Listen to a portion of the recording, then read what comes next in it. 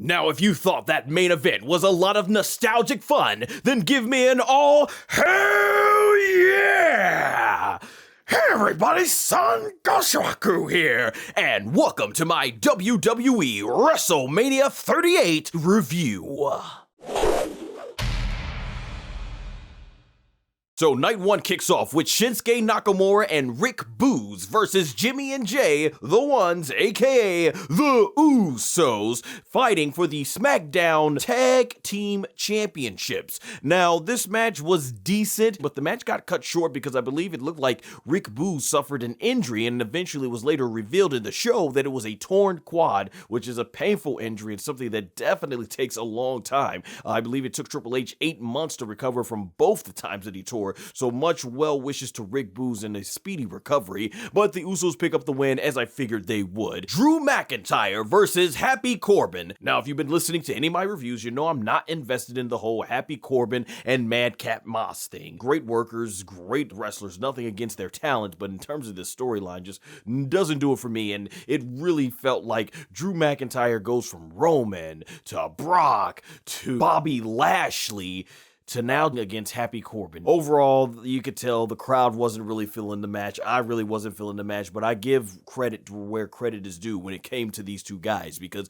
they both got the crowd into it towards the end, and they did something really cool that was WrestleMania worthy, and that was Drew McIntyre kicking out of Baron Corbin's move, the End of Days. It is a move that has not been kicked out of at all. Very well protected, and Drew was the first one to kick out of it, and I'm really glad that the commentators brought that up. So that was really awesome. In the end, Drew, as he should have, gets the win, and we even got a cool moment where Drew takes the sword, named after his late mother, Angela, and slices the two top ring ropes and made a cool sound effect that they added on there to it. So I actually ended up enjoying the match a little bit more than what I thought I would. Rey and Dominik, the Mysterios versus The Miz and Logan Paul. I believe I mentioned last year in my WrestleMania review is that I don't follow Logan Paul at all, but I understand that he apparently is one of the most disliked celebrities out there, and man, I can be honest, he brings the heel heat, which is something you need in professional wrestling. This match overall was decent. It was a good match. Logan Paul, I'll say this much as someone who doesn't follow, he held his own in the ring. Logan Paul was actually pretty good in the ring, and he really was great at working the crowd, and that was awesome. And you know The Miz is always awesome in the ring, and the Mysterios, I mean, freaking Rey Mysterio, to be this late into his career and still being able to do the stuff that he does, and then you got Dominik, who honestly, yeah, his father got him into the business, but he more than holds his own once he gets in the ring. Yeah, your daddy can get you in the business. Yeah, your daddy can even train you, but it's up to you to execute it, and I think Dominik executes it very well. So overall, good match. We even got to see the father and son 619. That was awesome, and they did a really good job with the ending sequence, making it look like the Mysterios were gonna win, but Miz ended up getting the victory, and at the end, while he is celebrating, he ends up doing the skull-crushing finale on Logan Paul, and it was the most hilarious thing because within seconds, The Miz went from being booed as the heel to huge babyface, big pop for WrestleMania, but I'm glad to see Miz get his moment because he's been losing a lot, and here he got his big win at WrestleMania. And no doubt it was really awesome for Rey and Dominik to finally, as father and son, get to team on WrestleMania, and I'll say this about Logan Paul at the end, it feels like he's becoming the modern day Pete Rose at WrestleMania. For all of you who grew up during the Attitude Era, you remember Pete Rose came in at WrestleManias 14 and 15, got tombstone by Kane, then came in at WrestleMania 16 to get chokeslammed by Kane, and then stinked face. So overall, I think that's what we're going to see with now probably Logan Paul. Last year it was Kevin Owens with the stunner. This year it was Miz with the skull-crushing finale. Now who's going to come in next year for WrestleMania 39 and hit their finishing move on Logan Paul? The match that I was most looking forward to here on night one, and overall the second most thing that I was looking forward to this show in terms of everything that was advertised, more about that later, it is Bianca Belair versus Becky Lynch for the Raw Women's Championship. The entrances were great. I think there was a big SUV that Becky Lynch came out of, and then there was this really great band that was playing playing Bianca Belair's theme song as she made her entrance, but when the bell rang,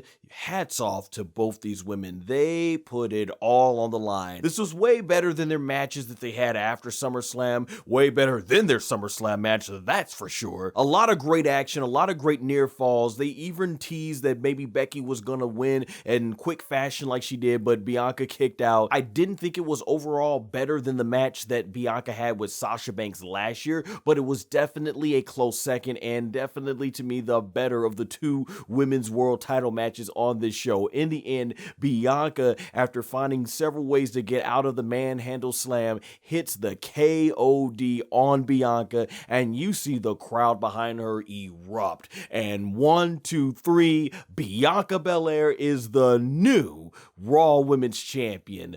You know, I felt they shouldn't have really taken this off of Bianca from in the first place, at least so soon. I would have much preferred Becky Lynch had a gradual build up to a heel turn where she became jealous, and then after that beats maybe Bianca at Survivor Series, and Bianca works her way back up. But at the end of the day, this is how it worked. Bianca wins, defeats the woman who basically never lost the World Championship for 3 years, you know, minus the time that she was off from having a baby, of course. Definitely one of my favorite matches on the entire show. Everything just really clicked in this match, and I hope from here that WWE really gets behind Bianca Belair and pushes her as one of the top talents. I still believe that Bianca has a certain charisma to her that can appeal to a mainstream audience if you push her right.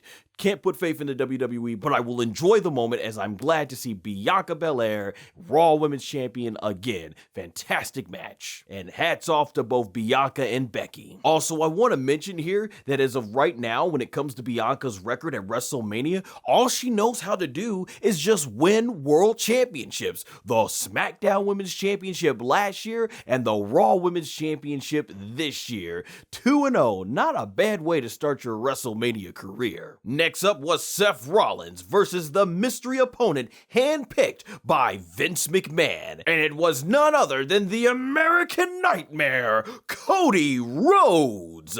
And he came out to a huge ovation. And we even heard Kingdom by Downstraight, which is the theme that Cody Rhodes has been using on the independent scene and in AEW, so it was really awesome to hear it. And they went out of their way to really treat Cody Rhodes like the big deal. It was definitely more about showing what Cody had become since leaving WWE 6 years prior versus bringing him back as Stardust and all that stuff. And man, they were on point with the commentary. They were letting Cody do all his moves. Cody Rhodes and Seth Rollins, these guys went at it in the ring, put on some really good wrestling. This was definitely a great professional wrestling match, as you would expect from two of the best in-ring workers that the business has to offer. Loved it. And I freaking loved their match going back in 2013 when Cody teamed with his brother Goldust to take on the Shield, and that was a great moment at the end with Dusty celebrating with them. And while that was probably one of my favorite matches of Cody's in his WWE career, I think from a singles standpoint, this had to be the best singles match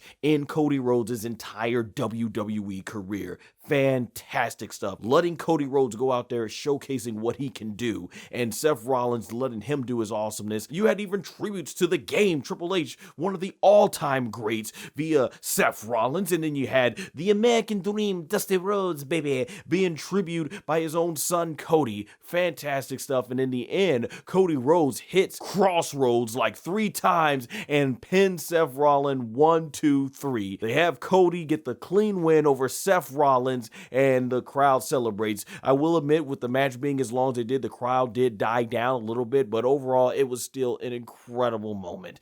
Cody Rhodes back in WWE. I am still skeptical because for all we know, Vince McMahon just needed a big match and brought him in for WrestleMania. But that being said, like I said, I can't give WWE the benefit of the doubt. I have to really just let it play out and not get invested. But overall, at least for this moment and this night, they did as much as they possibly could to make Cody Rhodes come off as a big deal. Another great match back to back, from that Raw Women's Championship match to this match. Next up, the WWE brought out all the Hall of Famers on stage as they do, and and right quick, I just want to say I thought the Hall of Fame was probably one of the best Hall of Fames the WWE has ever produced. The Steiners gave a great speech. Queen Charmel gave a fantastic, beautiful speech. Really loved the emotion with Shad Gaspard getting recognized for his heroic rescue of saving his son, sacrificing his life for his son, and seeing his wife and son get that reward on their behalf. God bless them. May they stay strong, and Shad forever watch over them as a guardian angel. While I wish it would have been done 5 years ago when he was still with us, it was awesome to see Vader get his time in the Hall of Fame. And The Undertaker, of course, arguably gave the greatest speech in the WWE's Hall of Fame history. Fantastic, inspirational stuff. And The Undertaker obviously saying never say never. So we got to see him do his entrance in the suit. So that was really good stuff. And those are just my quick thoughts on the Hall of Fame. Next match was for the WWE Smackdown Women's Championship. Rowdy Ronda Rousey versus Charlotte Flair. Now, I really wasn't invested into this match. For some reason, Ronda Rousey's promos felt like they lacked a lot of enthusiasm. Go back to 3 years ago when it was her and Becky going at the mic. Ronda was really just, letting her emotions, her frustrations out on all the fans and stuff. It was just, I'm Ronda Rousey, I'm going to take your arm, and that's going to be it. You're going to tap. And, there just seemed to lack a certain amount of energy in this build-up, especially. And Charlotte, they've kind of doing the same thing. Like I said, I like Charlotte Flair, but I just feel like the whole queen gimmick, arrogant queen gimmick that she does, I'd like to see something new from her. So I really wasn't feeling the build-up to this match, and you could tell when they got out there, the audience, they were quiet for a good portion of this match, because knowing first of all, they had to follow Cody and Seth Rollins, they had to follow Bianca and Becky, and those were two hard-hitting matches back to back with great finishes. And then Stone Cold is coming out with KO in the next segment. So it's like, I think they just wanted to preserve their energy and their voices for the big reaction. Because if you're there, I don't want to exhaust it on this match. I want to exhaust all that when Stone Cold gets out there. But yeah, Ronda and Charlotte, they worked hard. They tried their best. And towards the end, people did get into the match. It was a very submission-based match, so that was cool. So like I said, they did the best that they could. And there was a cool spot where Ronda was the first to break out of the figure eight, something that has never been done. So yeah, it had its moments. And then towards the end, Charlotte got kicked from Ronda into the referee, though it looked like Charlotte actually intentionally speared the referee. And when Ronda ended up making Charlotte tap out, and I thought she did some great facial work too as well, when she's like, she tapped, and she's like, where's the referee? And she looks and she goes ahead to grab the referee, and then that's when, as the referee's coming back to 2, Charlotte hits a big boot to Ronda and pins her 1, 2, 3, which was the shocker to me. I had no idea that Ronda was not going to be leaving as champion. Honestly, wow, they actually had Charlotte go over. I'm not saying I'm disappointed, but at the same time, I got no idea where they're going to go for this. I thought Ronda going over would be definitely the right thing to do, but I can't get disappointed, because let's be honest, when it comes to WWE, they're going to push Charlotte as strong as they want to, and all you got to do is just hope that you get something good out of it. So and it looks like even now they're pushing Charlotte over Ronda. I don't know what they're gonna do, so we'll see from here where the SmackDown Women's division ends up. But yeah, when it comes to this show, I thought the Raw Women's Championship match was definitely way stronger than the SmackDown Women's Championship match. Also, I want to add on that I know Charlotte Flair and Ronda Rousey are capable of having a great match. Check out my Survivor Series 2018 review to see how much I praised that match back then. But this match here at WrestleMania 38 just lacked the intensity of their Survivor Series 2018 match. And the ironic thing about it is that match had no build-up, as Charlotte Flair was a last-minute replacement for Becky Lynch. Here, there was a build-up, but man, it kind of under-delivered, and yeah, this match just did not deliver to where their match in 2018 did. And now, the main event of WrestleMania 38 Night 1, the KO Show, featuring Stone Cold Steve Austin. or so we thought. Hands down, the number one thing that I was looking forward to most on this show was Stone Cold Steve Austin and Kevin Owens. I thought Kevin Owens did a great job, and Stone Cold in the promo, the video promo, just, man, gets you so hyped. Stone Cold Steve Austin is my all-time favorite wrestler. I would not be a wrestling fan today if it wasn't for Stone Cold. He got me hooked on wrestling just by doing what he did, so I was really excited. And we all know Stone Cold Steve Austin, as I mentioned before on the No DQ reviews, just does not take crap from the creative team. It's gotta be good or Stone Cold's not doing it, so I knew it was going to be great going in. And KO, he came out trash talking all of Texas. They were booing him heavily, and then you hear the glass shatter and a huge pop for Stone Cold Steve Austin. And I wish we had Jim Ross on commentary and yelling, Stone Cold! Stone Cold! Stone Cold!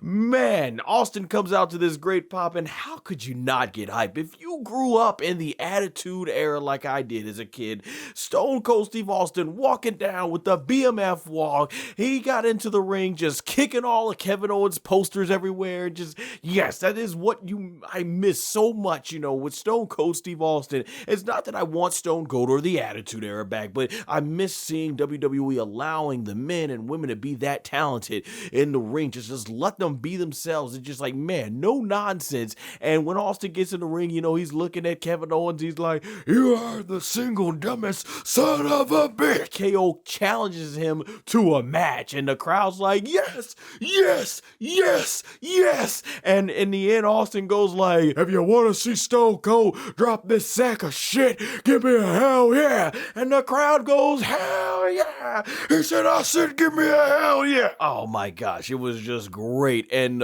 Austin ends up saying the biggest thing that could get a pop. He goes like, bring out the ref. And it's like, oh, here comes the referee, and we're doing this. The bell ends up ringing, and it's official. They did it unadvertised for the main event. 19 years since Stone Cold Steve Austin's been in a match, and this is where I could tell you, man, I wish I would have gone, because I've never gotten to see Stone Cold Steve Austin wrestle in a match. Oh, how I wish I was there. And they end up slowly walking towards each other, and Stone Cold, just like we remember it, starts breaking out the whole great work punches, and they're going at it, and the crowd is erupting. And what I really love about this match that it really showed with KO and Stone Cold Steve Austin is that less is more. These guys in this match did a lot of simple stuff, nothing really high tech, but because of the characters, because of the story involved, they didn't have to.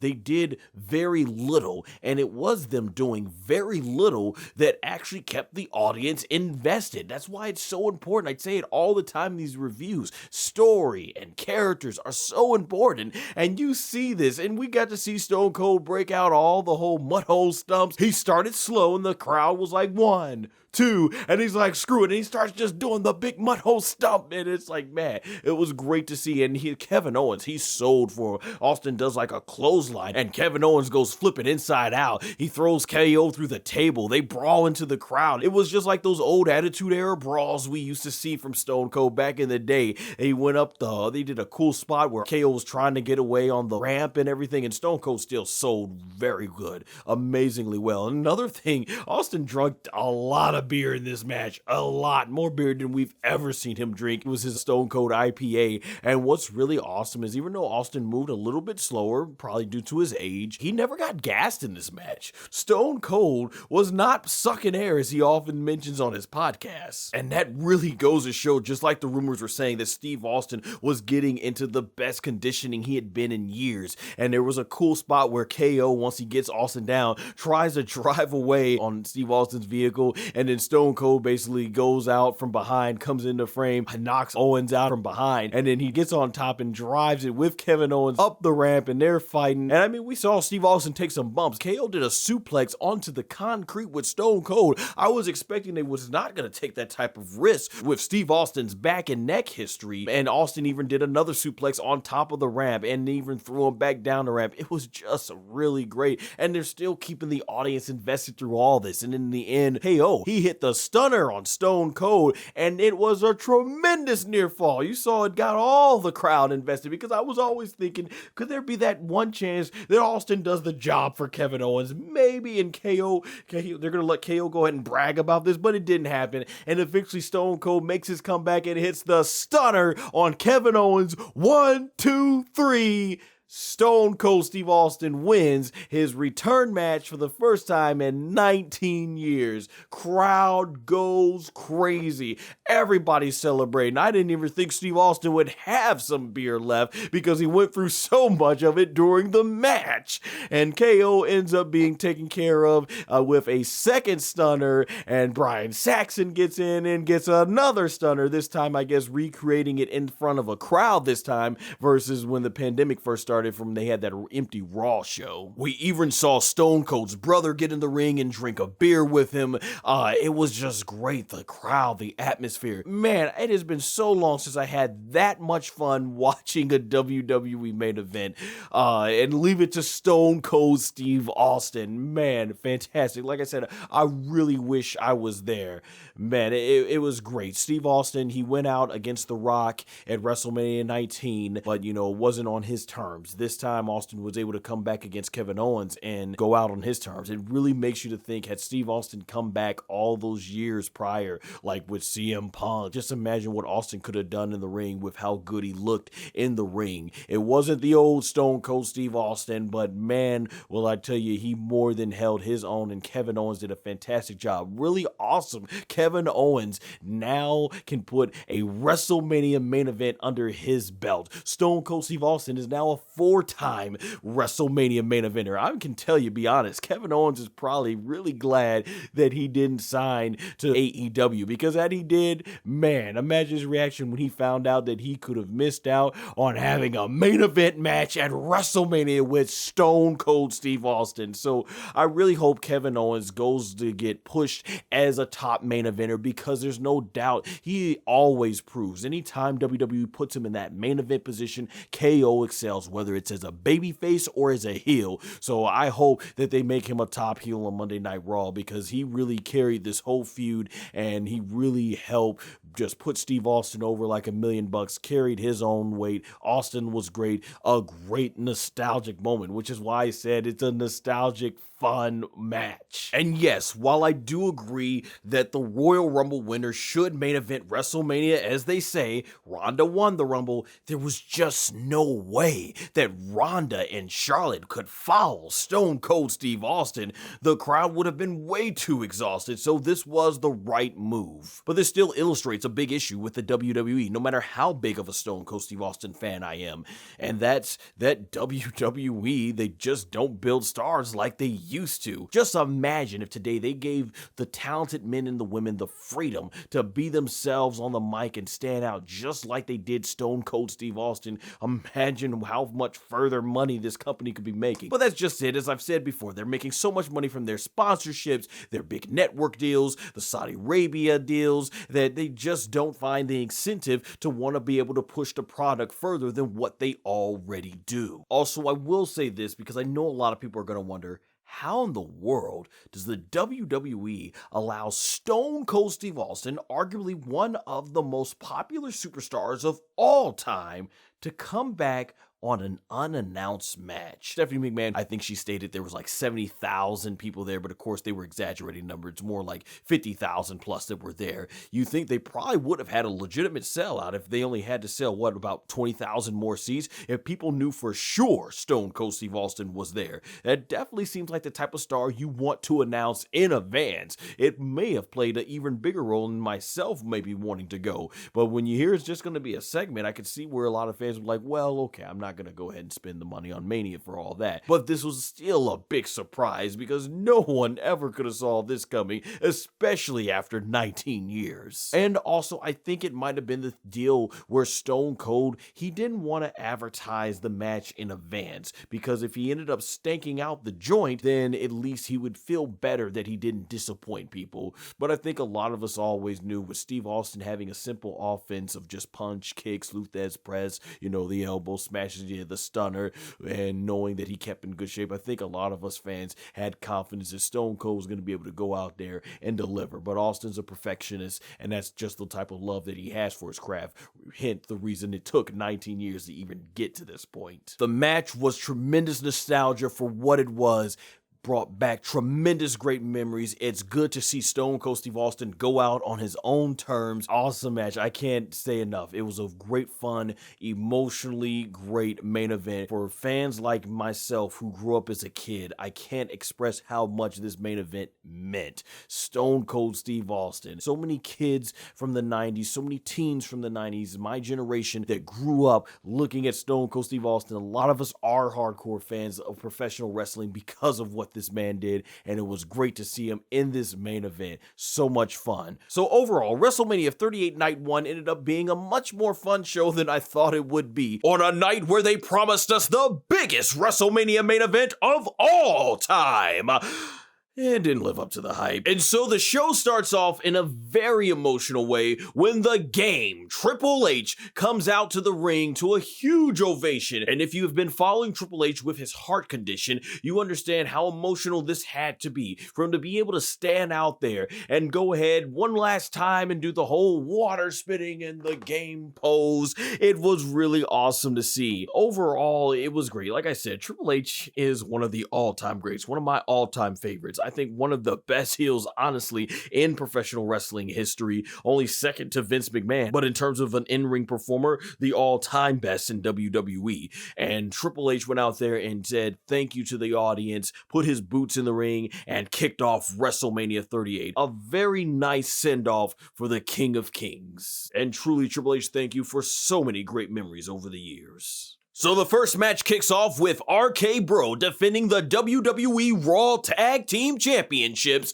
against the Street Profits and against Alpha Academy. So this tag team match started off really hot. All three teams had time to shine. It was great. I saw this match on Monday Night Raw, actually, and I thought it was pretty good, and I knew when they did the match again here at Mania, they were going to tear the house down, and it's not too many oftentimes that I'm crazy about rematches in WWE, but yeah, hats off to these three team. There was a lot of great cool spots, especially Montez Ford, who is an athletic freak, being able to just jump right over the turnbuckle the way he did and land on his feet. The frog splash, like I say, no doubt Eddie Guerrero would be so proud. Just really great action here, and then the ending sequence too as well was really awesome. So Riddle jumps on the top rope right next to Montez Ford and delivers a jump spring RKO, and then right after that, Chad Gable jumps from the top rope and Randy Orton catches him with an RKO for the 1-2-3. RK Bro retains the Raw Tag Team Championships. And in the end, the Street Profits are protected, and I actually thought the Street Profits was going to turn heel, but they didn't. They actually came into the ring and they celebrated with the red solo cups, and before they could make a toast, they actually invite Gable Steveson into the ring. And of course, Gable Steveson, he won the 2022 Olympics, as well as just becoming a two-time NCAA champion. So they get into the ring for the toast, and out of nowhere, Chad Gable comes out and smacks the red solo cup out of his hand. And this is the part where you're like, ooh, you effed up, you effed up.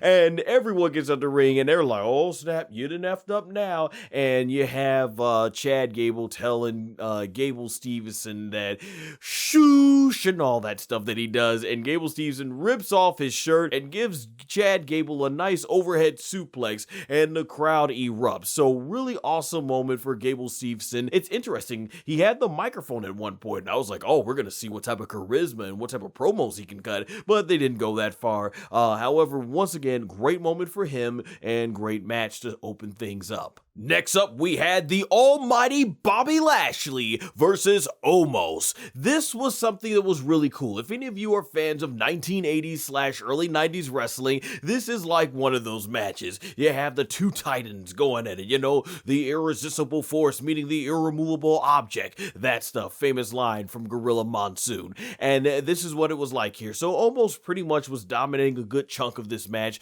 but Bobby Lashley ends up getting him with a few spears, basically.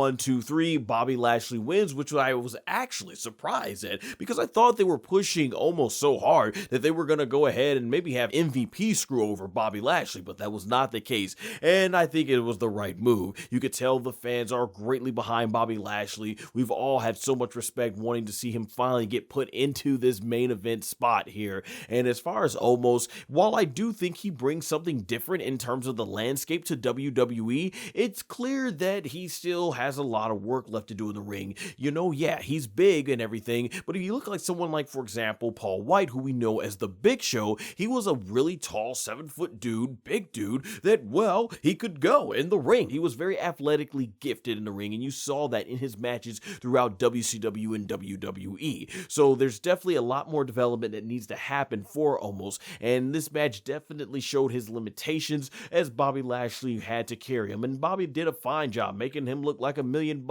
However, in the end, yeah, I believe the right person went over. And with the combination of MVP now, which they did go ahead indeed add on the Monday Night Raw after WrestleMania, with MVP serving as the mouthpiece and Omos doing his thing in the ring, that can definitely make up for the limitations that he have and make for a great combination that takes him to the next level. Next up, we had Johnny Knoxville of Jackass versus Sami Zayn. And I gotta be honest with you, this match, it was the dangest thing I've ever seen at WrestleMania. It was a comedy match, and I knew there would be shenanigans in there, but they brought everything out. If you watched Jackass back in the day, I used to watch it with my brother back on MTV back in, like, you guys remember those eras, the 90s and early 2000s of MTV good times. They brought out all the classic stuff you would see in Jackass, you know, from the big giant swinging hand to even having mouse traps planted on tables. You had the Jackass crew get involved at certain parts of the match. Even Wee Man, he probably got the biggest ovation out of everybody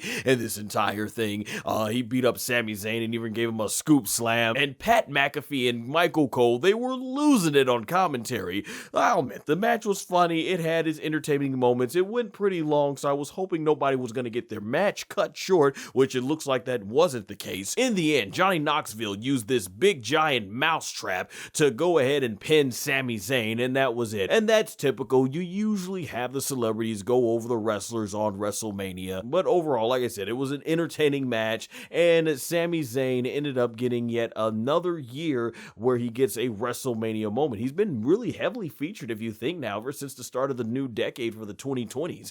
So I hope Sami Zayn continues to get more WrestleMania moments. Next up, for the WWE Women's Tag Team Championships, we had Queen Zelina and Carmella defending the titles against Sasha Banks and Naomi versus Shayna Baszler and Natalya versus Rhea Ripley and Liv Morgan. While I'll give the women a ton of credit in terms of the matches they were having on SmackDown leading up to this, I really wasn't feeling the build-up. Matches were good, but the build-up in the story with Carmella being distracted by her fiance Corey Graves and not being focused on the Tag Team Championship match ahead, just really wasn't feeling the storyline. Despite a lot of these women being very talented in the ring, it's like they just basically made these makeshift tag teams. And in terms of entrances, I thought Sasha Banks' entrance was awesome. Naomi always has a fantastic entrance, and it was really cool seeing the Batman/Catwoman theme outfits/entrances for Rhea Ripley and Liv Morgan. But in terms of the match itself, the women worked very hard. They tried, but it just something about the match didn't seem right. It was cool to see certain parts here or there, but the biggest thing that this match had going forward was that Sasha Banks finally, after all these years, wins a WrestleMania match as she picked up the win so that her and Naomi can become the WWE Tag Team Women's Champions. And honestly, I don't have much faith when you look at the way the Women's Tag Team Championships have been booked by the WWE. How can one have much faith in this company? However, I will say the last time Sasha Banks was a Tag Team Champion, her and Bayley did some really good stuff back in the the Thunderdome era a couple of years ago, so we'll see where this goes. After all, Sasha and Naomi both are two of the most popular women on the WWE roster, so hopefully that means better storylines are ahead for the Women's Tag Team Championships. Also, really cool that the last time they were in AT&T Stadium for WrestleMania, Snoop Dogg was singing Sasha Banks to the ring, and now that very song is recorded for her to use now as the remix, so that was really awesome. Next up, Edge versus the phenomenal AJ Styles. There are few dream matches left nowadays. If you grew up in the 2000s watching professional wrestling, then you knew Edge was killing it on SmackDown, and AJ Styles was killing it in TNA Wrestling. And even though AJ did finally make it to the WWE, Edge was retired, so we had no idea until 2020 that it was a possibility that these two would collide, and here we are.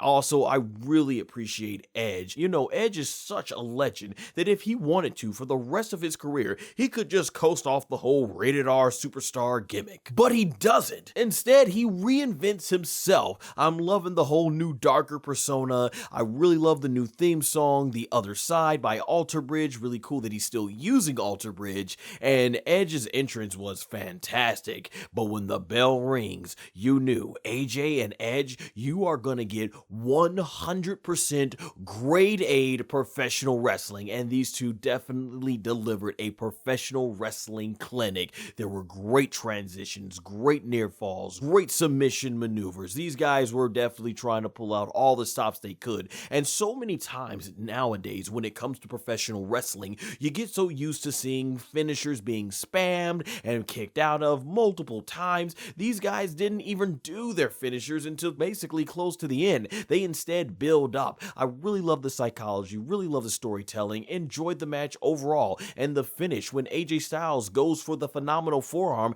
out of nowhere there's Damian Priest. He gets distracted, like what is he doing there? And when he does go for the phenomenal elbow, a picture perfect spear in midair. It was beautiful, especially when they showed it in slow motion, and Edge picks up the win. As I figured he would with this new heel persona, and there had been a lot of talk about it online for reports that Edge was going to start a new faction and it was going to feature Damian Priest. Definitely looking forward to this, because what they did with Damian Priest throughout his United States title run, they just made the guy not feel special like he was on NXT. And that's even coming off of that great match he had where he teamed with Bad Bunny last year at WrestleMania. But yeah, this was definitely, as expected, one of the highlights of WrestleMania, and probably, honestly, in terms of just in-ring work, the match of the night. Next match, Ridge Holland and Sheamus with, they call him Butch, but I'm gonna still call him Pete Dunne, versus The New Day, consisting of Xavier Woods and Kofi Kingston. And of course, Big E, get well soon. So actually, this match was supposed to happen during night 1, but it got cut and was added to night 2. So I'm glad that these guys still got to have their moment. Certainly one of the benefits of having a 2-night WrestleMania, whereas before, if you got cut, that was it, and you had to wait a whole nother year. This match was extremely short. It looks like they've turned Pete Dunne into this unhinged character, so we'll see where it goes, but overall, he just kept interfering, and it got really messy in terms of logic, because it's like, why are you openly trying to assault your team's opponents in the match where the referee could see? So that didn't make much sense, but it was really cool to see the New Day come out and pay tribute to Big E by wearing their gear. But yeah, this was a short match, and in the end, due to the distractions of Pete Dunne, Sheamus and Ridge Holland pick up the victory, as I figured they would, because when you think about the New Day, for nearly a decade, they've been on top as the main tag team. So I understand that they would want to use New Day at this stage to now help the newer talents get over, and I am looking forward to seeing where this group with Sheamus leading it goes. Next up was Austin Theory versus Pat McAfee. Now, if you've seen my NXT TakeOver 30 and NXT NXT War Games 2020 reviews, you know that I have high praise for Pat McAfee because, like I said, this guy gets it. And during the build-up, he was tremendous. He had charisma, the promo skills, and everything that I really enjoyed Austin Theory as well. Basically, his heel work was great too. So this was, believe it or not, one of the matches I was most looking forward to in terms of night 2. So Vince McMahon comes on out and he's doing, the whole walk that he does.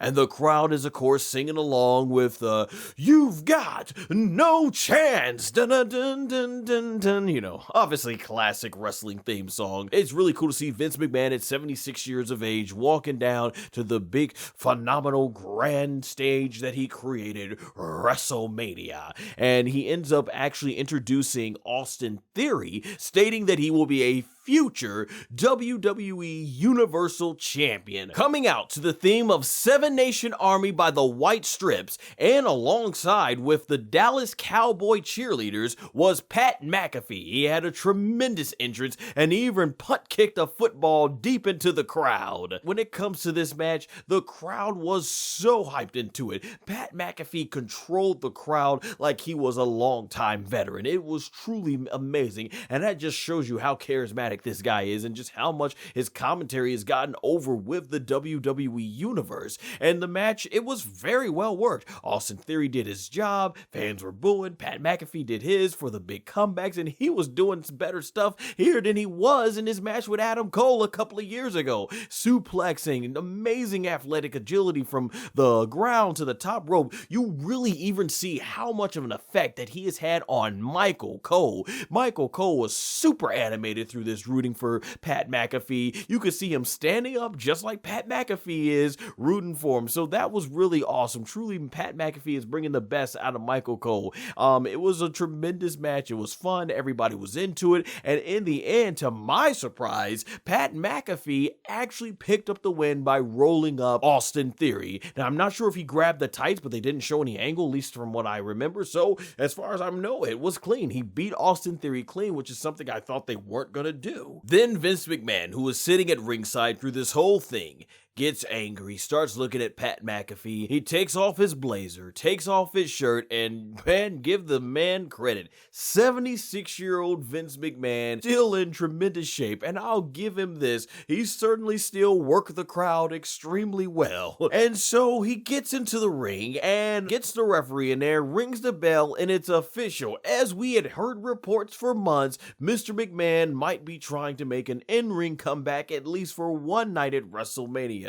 So it's crazy. Vince McMahon, an impromptu match. Austin got an impromptu main event on night 1. Vince McMahon now gets an impromptu match on night 2. So it's official. McAfee versus Vince McMahon here at WrestleMania. And to be honest, I wouldn't be surprised if I hear Vince McMahon really wanted to have one last match, because his last match was on October 8th, 2012 on Monday Night Raw against CM Punk. But now, thanks to this match, he can state that his last match was against Pat McAfee at WrestleMania 38 Night 2 on April 1st, 2022. And as you would expect, a 76-year-old Vince McMahon didn't do much. A few clotheslines, a few throws there, and you had Austin Theory constantly interfering before Pat McAfee could really get any offense in on Vince McMahon. And in the end, he ends up throwing a football over to Vince McMahon, who then ends up punt kicking it into the ribs of Pat McAfee. 1, 2, 3. The actual boss joins the boss Sasha Banks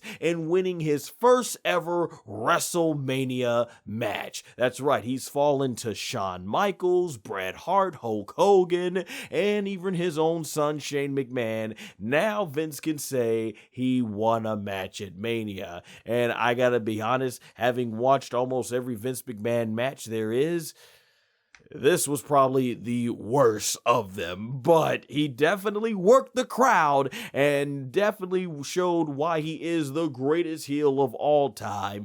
Mr. McMahon, the greatest villain in professional wrestling history. And you just had to know at this point, there's probably only one man that can come to Pat McAfee's rescue. Insert glass shatter, it's Stone Cold Steve Austin. And just like night 1, only thing missing as Jim Ross on commentary yelling, "Stone Cold!"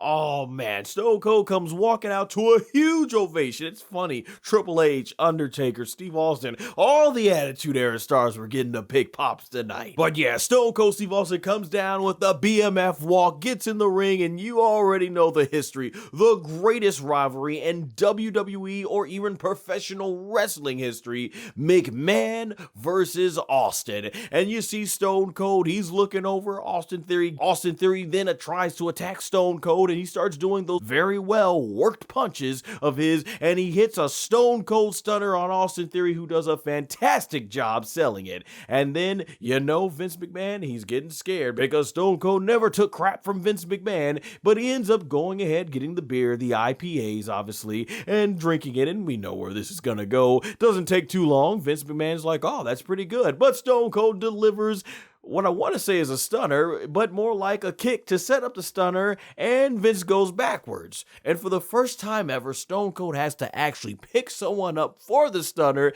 and then he tries to deliver the stunner on Vince, and Vince ends up falling out of the stunner on the way down to his side, and that's it. Listen, while Steve Austin has definitely delivered some of his most iconic stunners to Vince McMahon, none of them have really been particularly sold very well, outside of probably a handful of times, most notably back in 2018 for the Raw anniversary. And it's very ironic. Very often you'll hear fans associate Donald Trump and Linda McMahon as perhaps two of the worst sellers when it came to the Stone Cold Stunner. And of course, Vince McMahon basically here may have just outdone them. Then Pat McAfee gets in the ring and wants to celebrate with Steve Austin. No doubt an all-time moment. If you watch his podcast, I don't watch it too often, but from what I've seen, he definitely loves with his friends doing the what? And he drinks the beer with Stone Cold, and Austin delivers a stunner to him. By the way, I freaking lost it when Pat McAfee sold the Stone Cold stunner by being knocked out, but still, the beer is so good, he's drinking it while knocked out. Freaking fantastic. And ends up saluting the crowd goodbye. One last great moment for the fans that go crazy over Stone Cold Steve Austin. So despite Vince McMahon's horrible sell of the stunner, it was still a great fun moment. But I didn't think they were going to play too much with Vince McMahon taking these big bumps, given that he is 76 years old. Also, I wanted to point out that Stone Cold Steve Austin has often stated on his podcast, going back to April 1st, 2001 in Texas for WrestleMania 17. At the end, Stone Cold did bury the hatchet temporarily with Vince McMahon for his now infamous heel turn that you can definitely point probably single-handedly was the first big stop into the decline of WWE's popularity in terms of the mainstream. He says often hindsight being 2020, if he could go back, he would have stunned Vince McMahon right after suckering him in with toasting the beer. Well, fast forward 21 years later, April 2nd, 2022 in Texas at WrestleMania 38. We indeed got that finish with Steve Austin suckering Vince McMahon in with the beer and giving him the Stone Cold Stunner. Well, I guess what can you say other than better late than never. Also, while speaking of WrestleMania 17, WrestleMania 38, according to Bobby the Brain Heenan, marks the time for which Iron Sheik has finally made it to the ring for the Gimmicks Battle Royal. Iron Sheik, an all-time legend, and God bless Bobby the Brain Heenan's soul. That was a classic line from an all-time great WrestleMania. And now the main event, advertised as the biggest main event of all time in WrestleMania history, the Unification Championship match. WWE Champion Brock Lesnar versus WWE Universal Champion, the Tribal Chief Roman Reigns. Coming out with the ones, they had this giant CGI Roman Reigns right over the stadium, so that was cool to see. And he even did the acknowledge me, right, for WrestleMania, and a lot of cheers.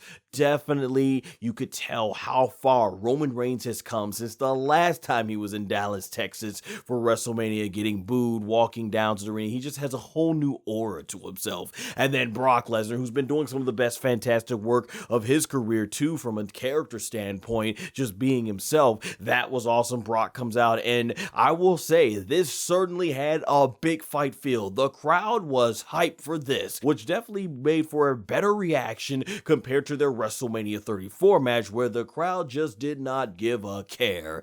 And then the bell rings, and as I stated in the intro, this match did not live up to the hype, and they tried. They were going big. They promised a match where it was like blood for blood, right? That was the whole theme of this. Just these guys are gonna have this big match, and as much as I would like to say that this match was a war, both guys beating the crap out of each other, fighting inside the ring, outside the ring, going through the announce table, blood here, blood there, just brutal spot after brutal spot, and near fall after near fall, and a match that had me on the edge of my seat wondering, oh, did Brock get it there, or is Roman winning here? And finally, maybe hopefully Roman wins clean.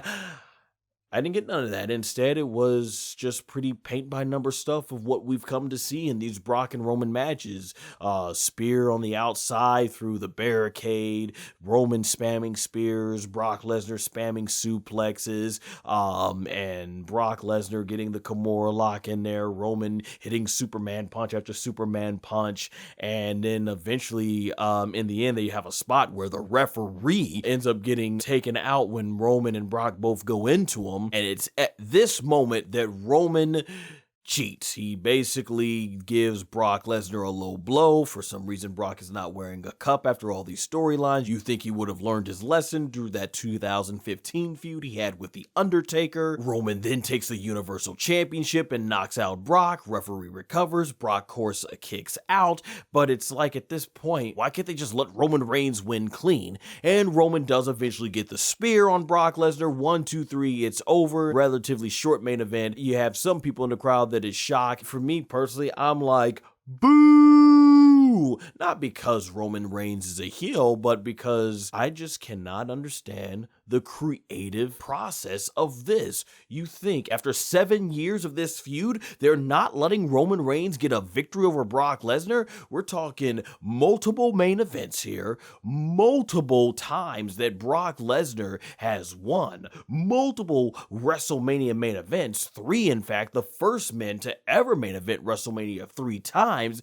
Roman Reigns, who's gone from this transformation where the fans didn't like him to doing this tribal chief character, getting the fans' respect, truly becoming that #1 guy. They've let Drew McIntyre and Seth Rollins get clean victories over Brock Lesnar, so why not Roman Reigns? They've been building him as the top guy, and so I just don't understand why they don't do it. And yeah, I understand that some people might feel that, hey, Roman Reigns is a heel, of course, that's what he's going to do, but that didn't stop them from having Brock Lesnar as a heel go through some of their most top talent. That didn't stop them from having Roman Reigns as a heel beat some of their top guys. So there's no reason why I don't see that Roman Reigns can't get a 100% clean victory over Brock Lesnar.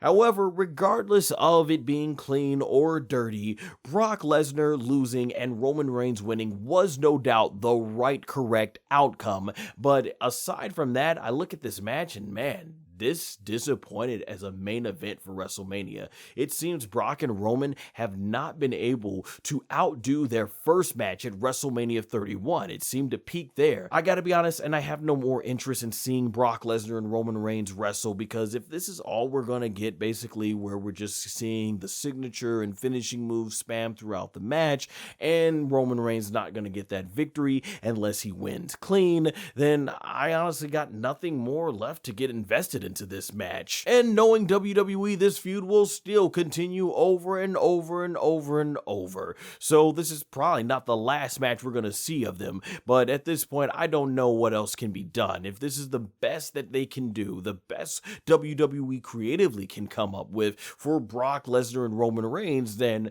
I don't know where else to go for this match. I mean, seriously, remember WrestleMania 34? They had Roman Reigns get a brutal, bloody beatdown SmackDown, and it took like 6 or 7 F5s for Brock Lesnar to even put Roman away, and they haven't even gone back to that in their last 2 matches. And I just don't understand, like, if there was a time, Roman should have beaten Brock Lesnar maybe this time to a bloody pulp. Give him back for what you did at WrestleMania 34. He even mentioned it in his promo on Monday Night Raw before WrestleMania, and they didn't go there. If there was ever a time for Brock Lesnar to take that brutal beat down, it would have been against Roman Reigns. Brock Lesnar's attraction, so you just can't have any old body basically doing that, especially when you look at the history. But if Roman Reigns is the top guy, that's what I would love to see him booked as. But when it comes to the WWE, like I always say, they're making so much guaranteed money, they can book this however the way they want to, and it is what it is. But at this point, at least Roman Reigns is walking out the undisputed WWE Universal World Heavyweight Champion.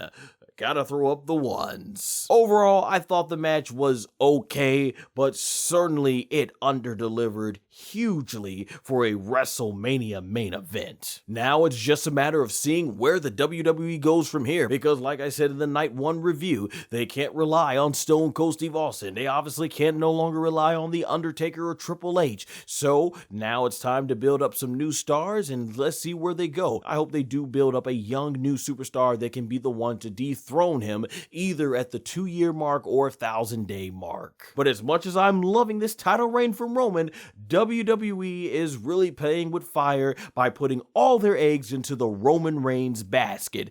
Hint, look at 2000. Where would this company have been when Stone Cold Steve Austin went down if they didn't build up The Rock and Triple H? Now, while I did enjoy Night 1 better, I will say Night 2 held its own, and Night 1 and 2 combined made for what I thought was an overall pretty fun WrestleMania, even with the main event under-delivering. Now, if you'd like to see more of my WWE reviews, check out the playlist right there on the screen, and check out my other screen acting, voice acting, and filmmaking related content and the playlist right there. Don't forget to comment what you thought about the show, and remember to like, subscribe, and hit the notification bell so that you are notified when I release new content.